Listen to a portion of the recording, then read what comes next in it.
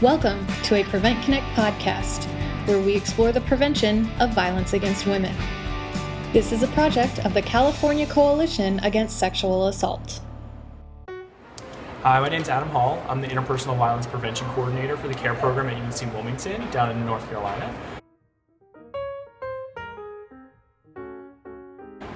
I've been there for the last 4 years or so doing interpersonal violence work, focusing on survivors of violence, educating campuses and community members.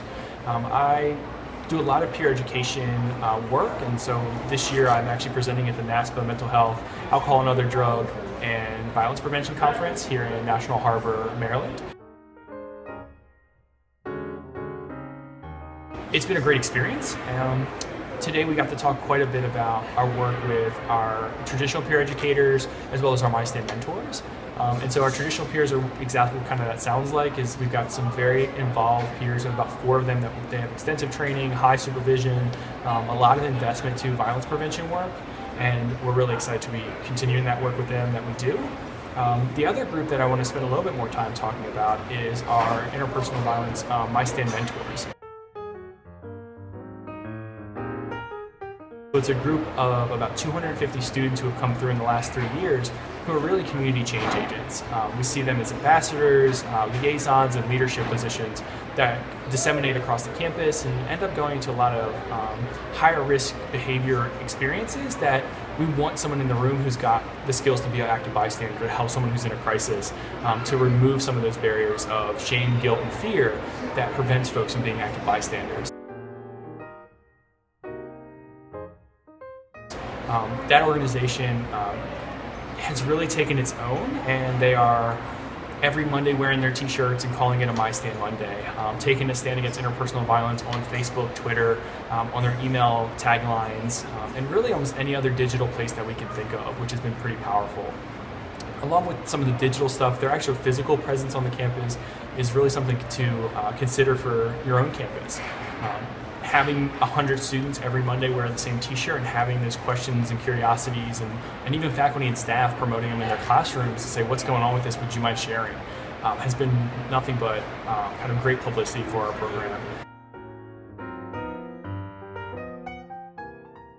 As I think about the work that we do in interpersonal violence, and I think about the things that we've done and we come from, using our students has been a really optimal and wonderful experience to really get them as the voice for the campus, because I can present to hundreds of students at a time, but my validity and my reliability for them is very low because of my status as an educator and as somebody who's in leadership. What really they find is that those peers, that influence from one-to-one, has been really powerful in changing their behavior and changing their expectations of the college experience. We very much see it as an opportunity to train students on what it means to evaluate rape culture, what it means to evaluate peer influence, and giving them the skills and strategies to actually be effective and active bystanders to change our communities. We do so in a 3-hour training, offered once a month as an open session. We also are working with all of our fraternity groups this year to get every fraternity man trained in the MySTAND program, to have, on our campus, about 450 men to be invested active bystanders in the Greek community, to create that culture change in their own specific subgroup.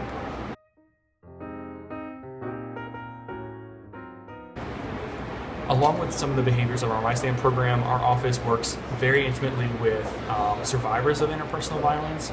So women and men who come through our office utilize our confidential resources to really support their needs, whether it be parking assistance, academic advocacy, the criminal justice or campus judicial processes, and really with all the shifts in the Title IX requirements and things coming down from the federal government, we've had a great opportunity to work with even more clients than ever. Our numbers have skyrocketed over the last 5 years, not because our campus is more violent, as most folks in prevention understand, but really that we are now getting the word out. Not preventing it necessarily through that, but also bringing awareness and advocacy needs to our campus as a whole. So I'm really privileged to be a part of this conversation, to work with individuals that I do in the CARE program at UNC Wilmington. And I hope that this video helps and gives you some insight and some things you can do. Feel free to email me or message me for questions and concerns. Thanks for your time. Thank you for listening to this Prevent Connect podcast. Prevent Connect is a project of the California Coalition Against Sexual Assault, with funding from the Centers for Disease Control and Prevention.